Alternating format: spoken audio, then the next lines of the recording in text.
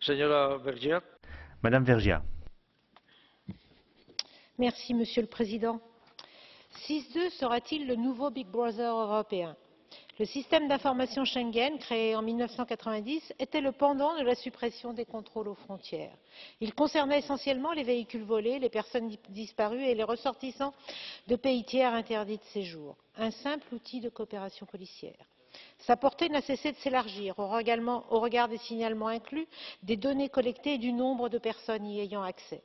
Plus de 5 milliards de consultations, 76 millions de signalements et plus de 2 millions d'utilisateurs. Moi, cela m'inquiète pour le droit des personnes signalées et qui n'avaient rien à se reprocher. Le ratio n'est pas beau. Et on va encore en élargir le champ en y intégrant notamment des personnes soupçonnées d'avoir l'intention de commettre une infraction. Le soupçon d'intention. Voilà une nouvelle norme pénale qui est assez loin de la présomption d'innocence.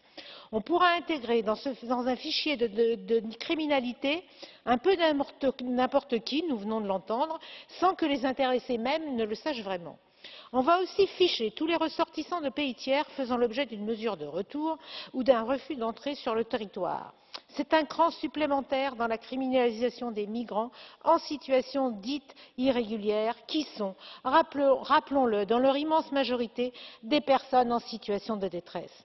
On accroît aussi les collectes de données, alphanumériques, images faciales, données digitales ou palmaires, voire ADN dans certains cas.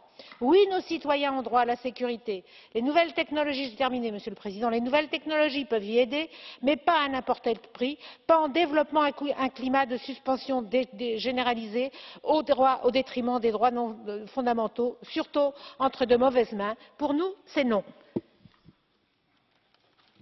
Gracias. Señor Escota. Monsieur Scotta.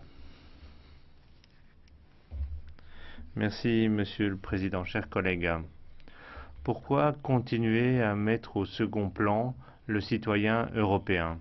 La proposition de la Commission européenne peut être améliorée, mais elle était déjà acceptée.